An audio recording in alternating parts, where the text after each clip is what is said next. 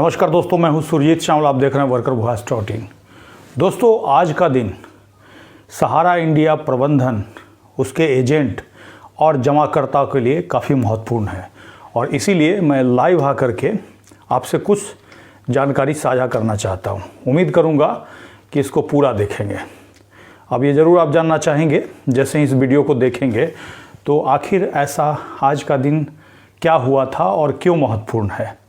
तो आज है 16 फरवरी और आपको बता दें, आज से तकरीबन 2 साल पहले यानी कि 16 फरवरी 2022 को हमने सहारा इंडिया फर्जीवाड़े का भंडाफोड़ किया। उससे पहले इनका सब कुछ सही चल रहा था, चाहे वो प्रबंधक हो चाहे एजेंट हो। जमाकर्ता पैसा जमा कर रहे थे और वो पैसा जमा ले रहे थे। हमें भी नहीं पता था कि इतना बड़ा स्कैम पूरे देश में चल रहा है। शायद अगर पहले से पता होता तो शायद हम इतना कर भी नहीं पाते। पूछिएगा कैसे? तो हमें तो बस ये जानकारी मिली थी, हमारे एक मित्र ने बताया था कि उसका सहारा इंडिया का पैसा सहारा इंडिया के द्वारा नहीं दिया जा रहा है और इसी के लिए हमने कुछ छानबीन की थी और छानबीन के बाद ये पता चला कि सहारा इंडिया तो 2015 में ही बंद है। और जब हम अपने गांव के जो ब्रांच है उसमें गए और देखे जब सहारा इंडिया चल रहा है, तो हमने उससे बात किया, जो वहाँ पे बैठा हुआ था। उससे बात करते हुए हमने वहाँ के स्थानीय एसडीओ को फ़ोन पे सूचित किया और साथ ही उसका एक वीडियो भी बनाया। और उस वीडियो को जैसे ही डाला, चूँकि हमारे फेसबुक पेज पे उस समय भी तकरीबन 1.5 लाख पूरे देश के लोग जुड़े हुए थे और हमारे यूट्यूब चैनल पे भी तकरीबन 7 लाख सब्सक्राइबर थे। तो एक अच्छा खासा लोगों का ग्रुप था हमारा।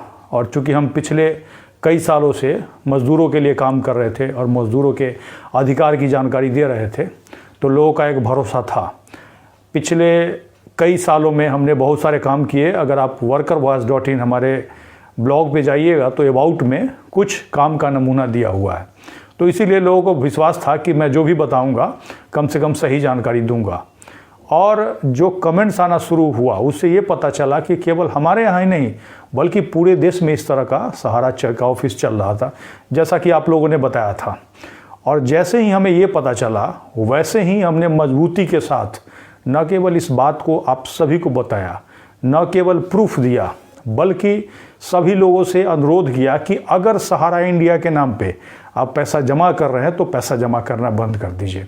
और सभी लोगों को जागरूक करने के लिए हम लगातार प्रोटेस्ट वगैरह सब कुछ किया। हमने करने से फ़ायदा ये मिला कि लोगों ने पैसा जमा करना बंद कर दिया। और चूँकि शुरू से हम आपको यही बताते आए हैं कि 1% चांस है आपका पैसा मिलने का, क्योंकि पैसा जो है आपको खड़ा होकर के खुद मांगना पड़ेगा, तभी जा कर के कुछ ना कुछ सुनवाई होगी। अभी भी बहुत सारे लोग कमेंट्स करके हमसे पूछते हैं कि हमारा पैसा कब मिलेगा। तो मैं उनको एक ही बात बताता हूं कि देखिए, हम कोई जिम्मेदार पदाधिकारी नहीं है, न सरकार है जो हम आपको ये बता दें कि पैसा फलाना दिन को मिलेगा, और न ही अमित शाह जी से हमारा कोई दोस्ती है। हाँ, जो कानूनी प्रक्रिया है वो हमने आपको बताया। अब उस कानूनी प्रक्रिया को लागू कराना सरकार का काम है, उसके अधिकारी का काम है। अब ये सोचिए, आपके लिए जो कानून बना है उस पर सरकार सुनवाई ही नहीं कर रही है, तो ऐसे में क्या उपाय है? तो ऐसे में एक ही उपाय है कि सरकार को बदल दीजिए, और कोई उपाय नहीं है। और इसी के लिए हमने प्रधानमंत्री को एक चिट्ठी लिखवाया था। क्यों लिखवाया था? और उस चिट्ठी को जिन लोगों ने पढ़ा होगा उनको सारा कहानी समझ में आ गया होगा, लेकिन जिन लोगों ने नहीं पढ़ा है उनको पता ही नहीं चलेगा कि क्या खेल हो रहा है।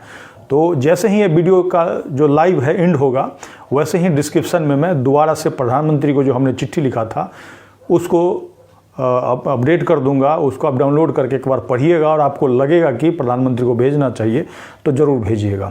असल में हुआ क्या, जब हमने फर्जीवाड़ा का भंडाफोड़ किया तो सरकार का जो कान है खड़ा हो गया, क्योंकि उन्होंने ये देखा कि इस तरह तो पूरे देश में कोहराम मच जाएगा, लोग बवाल करना शुरू कर देगा। कई जगह इस तरह का स्थिति भी पैदा हो गया। कहीं कहीं एजेंट के साथ मारपीट लोगों ने करना शुरू कर दिया, क्योंकि जो सामने मिलता था लोग अपना गुस्सा का इजहार करना शुरू कर दिया। कई जगह का ऐसा घटना का वीडियो भी आया, कई जगह FIR भी लोगों के ऊपर कर दिया गया। उसके बाद पटना हाई कोर्ट ने तुरंत ही सुनवाई शुरू कर दी। सुप्रीम कोर्ट के अंदर SFIO का जो मामला था उस पर सुनवाई शुरू हो गई। तो पूरे देश में ये भूचाल आने से थोड़ा सा ये काम हुआ।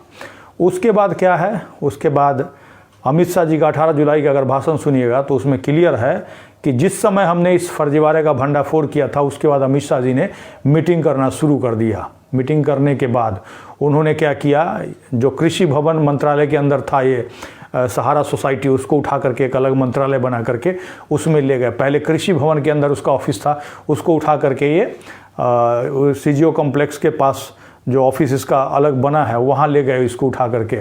बीच में आप लोगों ने अगर क्लेम भेजा होगा उस समय तो आपको याद होगा, जो कृषि भवन भेजते थे उनका लौट के आता था। इसके लिए मैं खुद वहाँ गया था, कंप्लेन वगैरह करके आया था। उसके बाद क्या हुआ, इन्होंने मीटिंग वगैरह करना शुरू किया। अब SFIO का जो जांच होता, हम हमेशा से यही कह रहे थे कि SFIO के द्वारा जांच होगा तो आपका जो कन्वर्जन है वो क्लियर हो जाएगा, क्योंकि वित्त मंत्री सीतारमण जी ने इस बात को स्वीकारा है। उसके बाद आपका पैसा वहाँ से मिलने का उम्मीद बढ़ेगा। लेकिन क्या हुआ, सरकार को उसके ऊपर कार्रवाई करना था उस जांच के बाद, तो अमित शाह जी ने क्या किया, मीटिंग करना शुरू कर दिया और सबको बैठा करके और बीच का रास्ता निकाल दिया। कहने का मतलब समझौता कर लिया और इस बात को खुद स्वीकार कर रहे हैं। तो जैसे ही ये शब्द मैंने 18 जुलाई को सुना, वैसे ही मुझे डाउट हुए और डाउट होने के साथ मैंने ये कहा कि नोटिफिकेशन जब निकलेगा तभी आप लोग उसको पढ़ करके समझ करके तब क्लेम कीजिएगा। आप में से बहुत सारे लोग पढ़े लिखे हैं, वो इस बात को समझते हैं कि घोषणा जो लिया गया है कहीं ना कहीं वो गलत है, ऐसा घोषणा नहीं लिया जाना चाहिए था। क्यों? क्योंकि अब जिन लोगों ने क्लेम कर दिया है वो कहीं अब कोर्ट वगैरह नहीं जा सकते हैं। ऐसा मैं नहीं कह रहा हूँ, आपने खुद लिख करके दिया है। क्योंकि सरकार अगर उधर से कह देगा ये तो हमारे यहाँ सेटलमेंट में आ गए हैं, तो कल को आप क्या कीजिएगा, कुछ नहीं कर पाइएगा। खैर, तो ये जो समझौता हुआ इसी के खिलाफ हमने प्रधानमंत्री को चिट्ठी भेजा। पहले मैंने खुद भेजा, उसके बाद आप लोगों को दिया। आप में से बहुत सारे लोगों ने प्रधानमंत्री को चिट्ठी लिखना शुरू किया। चिट्ठी लिखने शुरू करने से क्या हुआ, प्रधानमंत्री कार्यालय में हलचल मची। उन लोगों ने पता नहीं आनंद फानंद में क्या फैसला लिया, वो कह दिए कि भाई ये जो है ना अभद्र भाषा का इस्तेमाल किया गया। जब आप पूछते हैं अभद्र भाषा क्या है, तो उसमें जो लुटेरा बोला गया है, तो भैया लुटेरा तो हम सहारा इंडिया को बोल रहे हैं, तो प्रधानमंत्री कार्यालय को क्या इसमें तकलीफ होना चाहिए? कोई तकलीफ नहीं होना चाहिए। तो कहने का मतलब अभी आपने देखा कि जो देश के किसान हैं वो प्रोटेस्ट कर रहे हैं, हज़ारों की संख्या में हो सकते हैं, लाखों की संख्या में हो सकते हैं। जब उनका कोई सुनवाई नहीं हो रहा है तो हमारा आपका क्या सुनवाई होगा? और सबसे बड़ी बात है, जितने लोगों का पैसा है उतना चिट्ठी लिखने के लिए भी सोच रहे हैं कि भेजें कि नहीं भेजें।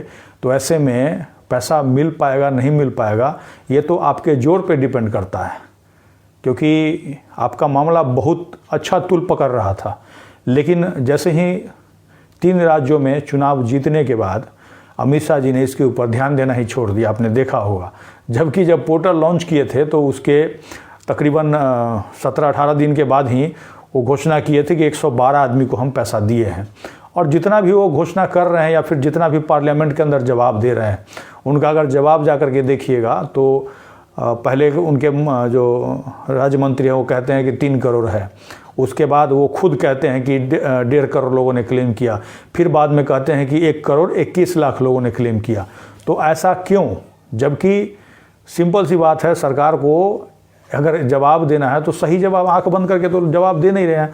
पार्लियामेंट के अंदर तो लोग झूठ बोलेगा नहीं। तो ऐसा क्यों हो रहा है? तो ऐसा इसीलिए हो रहा है क्योंकि कहीं ना कहीं ये झूठ बोल रहे हैं और ये सोच रहे हैं कि हम लोगों को ऐसे ही कह देंगे, लोग हमारी बात को मान लेगा, भरोसा कर लेगा। जबकि भरोसे वाली क्या बात है, जब आप क्लेम ले रहे हैं तो आप जब जवाब दे रहे हैं तो आपका एक जैसा जवाब होना चाहिए।